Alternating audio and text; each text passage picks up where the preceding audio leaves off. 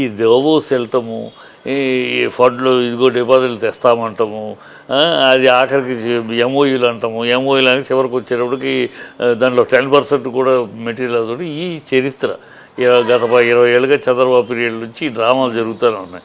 ఎప్పుడూ దావోస్ ఏంటంటే ఒక సెంటరు. ఇప్పుడు నువ్వు ఒక ఇండస్ట్రీ పేరు పెట్టుకుని నువ్వు ఒక దీని మీద ఒక పెద్ద కార్యక్రమం వెళ్ళు, అక్కడ ఉంటారు, ఆ సెంటర్కి చేరిపోతారు అందరూ, వచ్చేస్తారు. వాళ్ళందరూ మేము పెడతా ఉంటారు. అన్నాకేమవుద్ది? ఎంఓయూలు మాత్రం ఎంఓయూలు ఈజ్ నాట్, ఎంఓయూలు సంతకం చేసినవన్నీ గడప వరకు రావు. ఎంఓయూలు అంటే ఇప్పుడు ఉదాహరణ చెప్తా. మన గతంలో చంద్రబాబు సింగపూర్ సిటీ చేస్తారని 16,000 ఎకరాలు ఇచ్చాడు సింగపూర్ వాళ్ళకి. ఇచ్చాడు, చేసేస్తారని అప్పుడు ఇలాగ సంబరాలు, సింగపూర్ సిటీ వచ్చేస్తుంది అమరావతిలో బ్రహ్మాండ డామ్ ఉండగానే ఆ సంబరాలు చేశారు. ఆఖరికి ఏమైంది? ఎవరికైతే ఇచ్చాడో వాడిని కూడా అరెస్ట్ చేశారు, సింగపూర్లో జైల్లో పెట్టారు, ఈశ్వరన్ అతన్ని. ఏంటంటే అక్కడ నీటి సరఫరా సరిగ్గా లేదు, అక్కడ భూమి స్థిరంగా లేదు, అక్కడ సిటీ పెద్ద బిల్డింగ్ కడితే నిలబడదు కనుక మేము చేయలేము అన్నారు. ఇలా ఉంటుంది.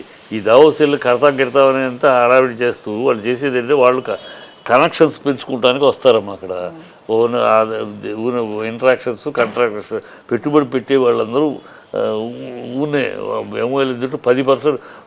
పోయినసారి 3,80,000 కోట్లు అని చెప్పాడు చంద్రబాబు. ఆఖరికి వచ్చేటికి 340 కోట్లు కూడా రాలా.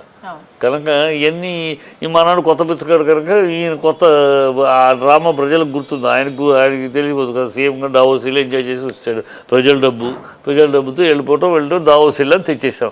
ఈ ప్రతిసారి జరుగుతారంది, ప్రతిసారి అందరూ చూస్తారన్నారు. ఇది జరిగేగా సచ్చేవి కాదని తెలుసు అందరికీ. డ్రామా ఒక పిచ్చేది.